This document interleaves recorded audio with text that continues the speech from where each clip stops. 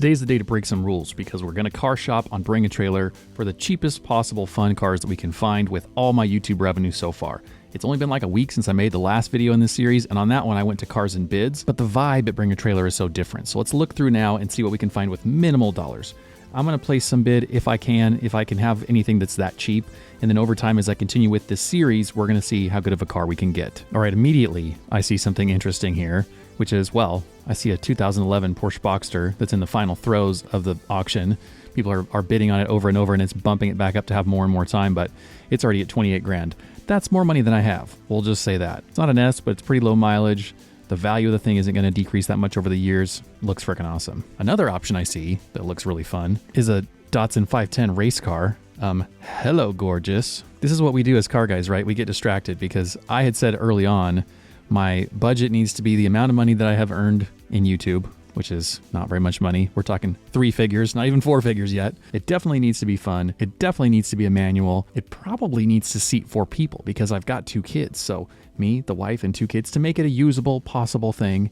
And this thing probably only seats 1 person because it's a frickin' race car. So probably not what I should get, but come on. Who doesn't want a race car? Look at that livery. Classic. 1 Kirky seat, a bunch of roll cage, nothing else in there. Focused. I don't even know what an L20 engine is, but it's got Weber carbs and it's ready to go rock and roll on a racetrack somewhere. All right, let's get out of here. We can't do this thing. Ooh, I already see more good options here. Technically not a 4-seater, but a supercharged C5 Z06. Spicy. 25 grand with 16 minutes left in the auction.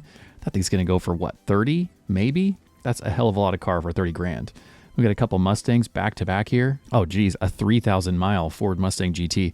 Okay guys, look, I understand that it's in good condition and it's probably worth 28 grand, but this isn't a collector car. This is a normal Mustang. Like, people are not collecting these and keeping them in a warehouse somewhere. You've got to be like the biggest Mustang nerd in the world to think this is a collector car. This is a very normal car. Go drive it. Well, that one in particular is definitely not for us. What else can we find here? I mean, a GT500 carbon fiber track pack. That meets all the requirements except for the manual. But for 81 grand, I need to make a lot more money. Am I an idiot, or is there not a filter function up here for a transmission type? Can I not do this? Exclude automatic? Can you do that? Is that a thing? No? It says it's excluded it, but I don't think that this Dodge Sprinter is a manual. Yeah, it says right here, automatic transmission. Come on, man. That's already one thing that's more lame about Bring a Trailer than Cars and Bids. I can't filter by transmission. Well, I think we can at least pick an era, because realistically, I'm not going to have anything that's super, super old. Can't afford to repair it. Can't afford to search around and not have the thing work. So I'm going to say, do we hit the 90s too? Okay, we're desperate. I have very little money. Let's do the era of the 90s as well. 90s through current day. Why do they have eras and year range? Is that not the same thing? Come on, guys. Origin. Yes, I only want Dutch cars. Bring me all your finest Dutch sportscars, please. Are there any French cars? No. Are there any Spanish cars? I don't even know what a Spanish brand would be. Write a comment if you can name a Spanish brand. Swedish brand. We all know the one Swedish brand we can think of. One is Koenigsegg based in Sweden too? I think it might be. We probably all know 2. Between Volvo and Koenigsegg, we've got 2. Is there such a thing as a Canadian brand? A Brazilian brand? What? Why is Bring a Trailer giving us these useless filters? Come on, man. All right, let's see what we can find here. We probably need to find something that's no reserve because we can't afford anything else. But for now, let's just keep cycling down and seeing what we can find. That's a nice looking 10,000 mile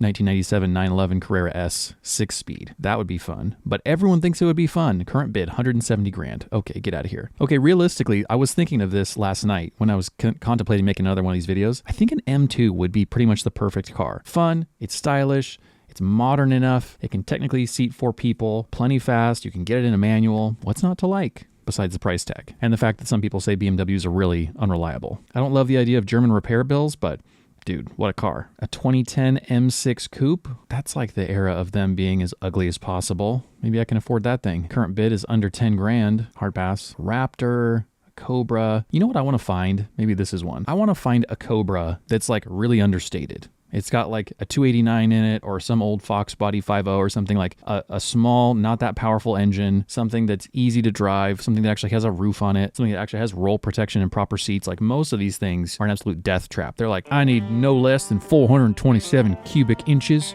I need no less than 550 foot-pounds of torque, and my safety requirements are that it has a glass windshield and a tiny roll hoop just behind me, not behind my passenger. They're dead. It's like, come on, guys. It's not a realistic thing that I want to drive hard. I mean, to tool around to go to a Cars and Coffee, that's fine, but, you know, I want something serious. Ooh, we already have some possibilities here. Obviously, it's a kit car, not an original, but it's a 351 Windsor, so it's not crazy horsepower. I like that. Tremec manual. That's a good transmission. Looks nice. Wow. I don't really know anything about Lone Star Classics Cobras, though. I don't know if that's a reputable brand. Obviously, we've heard of like Superformance and whatever the other one is. Wow, look at this seat. Who wants a seat that's only as high as like your nipple? I need a higher seat, guys. I'm 6'5". Looks like a fairly nice place to sit. Looks pretty narrow and tight, but they all would be. I need more images of the seats and of the roll bar and all that jazz. Got the side pipes. You got to have the side pipes. Let's burn our legs, but let's look cool doing it. Just bring some burn cream in the glove box. It looks like it has an actual roll hoop that goes over both seats. I love it. And there are headrests on the seats. Guys, we might not even get whiplash in this thing. It's so funny. I just described the Cobra that I wish I could find, and this is like pretty much the one. Wow, dude, how cool would this be? Take it out on a Saturday morning, go to coffee. Can't put 4 people in there. Kids would have to ride in a trailer.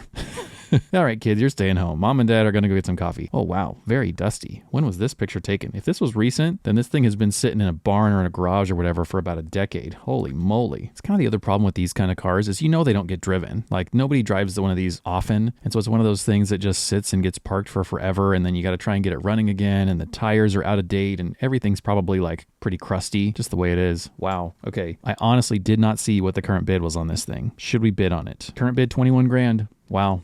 With an hour left, so it's probably going to go for under 25. That is pretty compelling. If I made a shit ton more money than I currently have made, I would be tempted. I also don't have a garage to park this thing in, but it's small. Build a little shed by the side of the house, you know? The Cobra shed. Okay, let's keep scrolling down into more realisticville. Well, a 992 GT3 with a manual is on the list of dream cars, but that is not a possibility when it's 220 grand.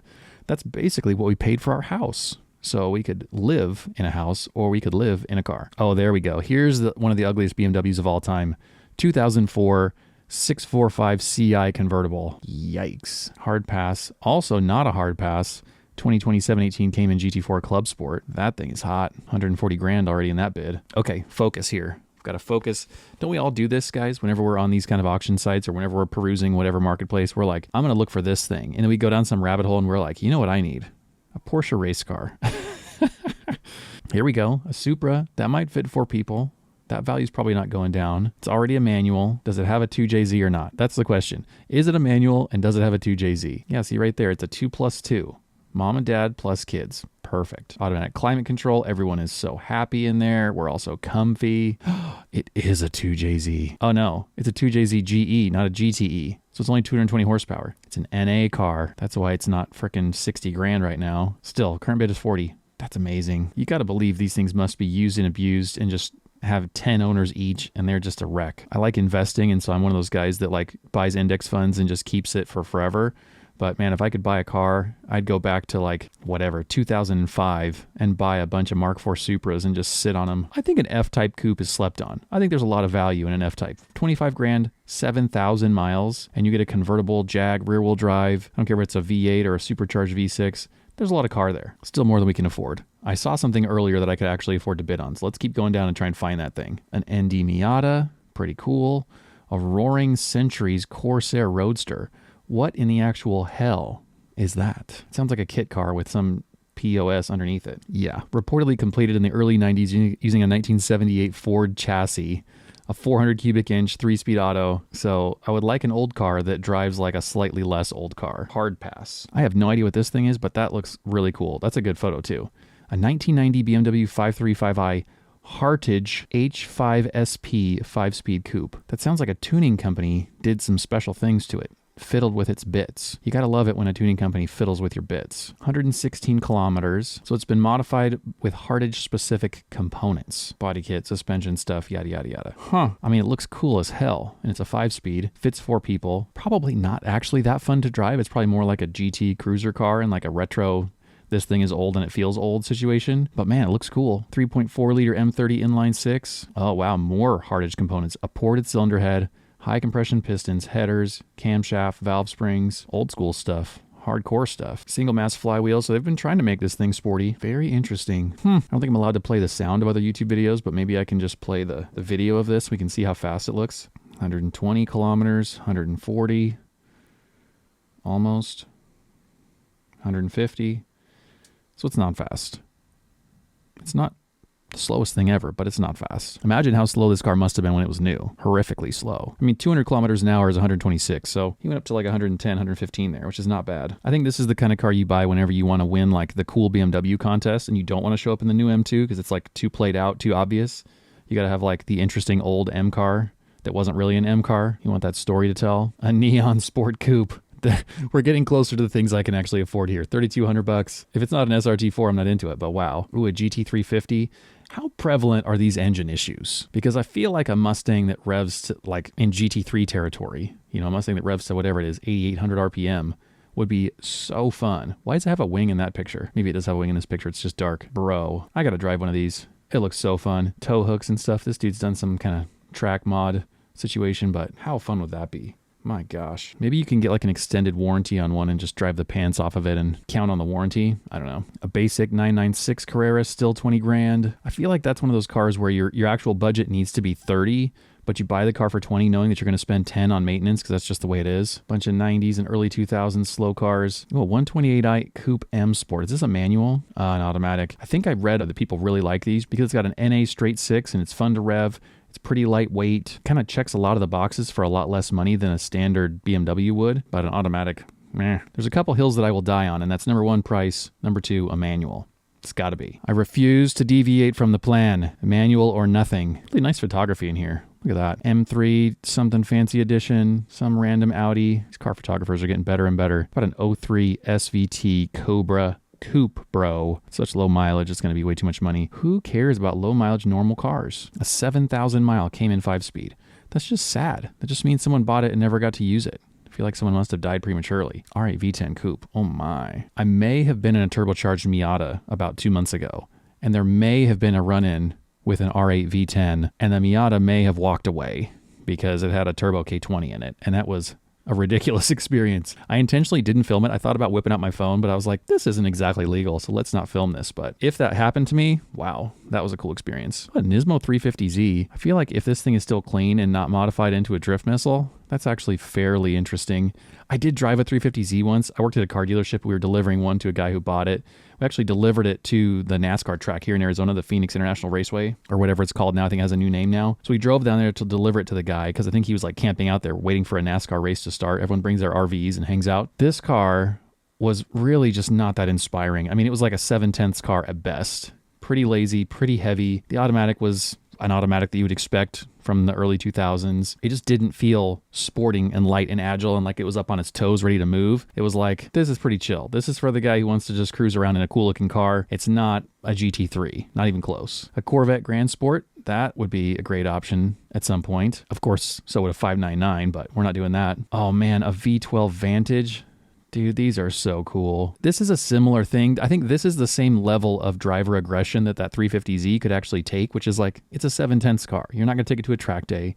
You're not going to romp on it all the time, but as something to cruise around in that has style, that looks amazing, that has a great, great sound, unlike the V6 having a V12. Dude, this thing is the business. How beautiful is that? Speaking of photos, though, this thing needs much better photos. If you can afford an Aston Martin, you ought to be able to afford a photographer. These are terrible. I mean, they're fine. They're phone photos. Nice color, too. Shame that thing's an automatic. Did they make the V12 Vantage in a manual? I don't know that they did. That would be sick, though. Okay, hear me out. These first-gen Vipers are getting pretty cheap. Like this one, $33,500, and it ends in a few days. There's a car here locally in Arizona listed right now that I think is a later model than a 94. I think it's like a 98 or something, and the dude has it listed for $39,900. And I'm going, hey man, if you want an American muscle car and you're gonna go buy a newish Mustang anyway, or you could have a Viper. Like how crazy would that be to just get into the V10 game? I've heard that they're kind of spiky whenever you're driving them hard on a track. Like the breakaway isn't necessarily that progressive and they're a little bit interesting to drive, but just as an interesting thing to own and something that makes a great sound, like how cool would that be? When I was a kid, like in high school or something, a Viper was like maximum cool. A 135i Sport Coupe 6-speed.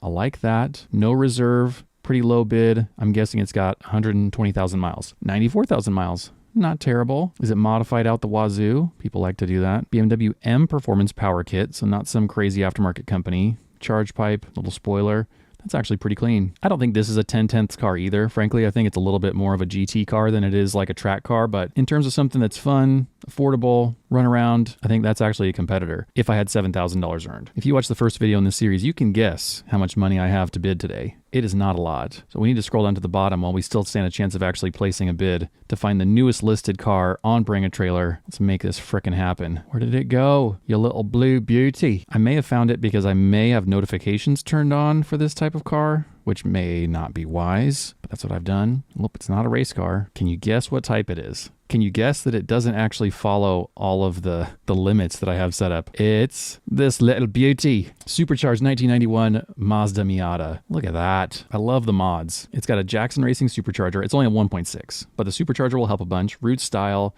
Thing's gonna whine like hell. Intake. Exhaust, a Torsen diff, 949 racing wheels, which I love. These 6ULs are the bomb. That's what my Miata had on it back in the day.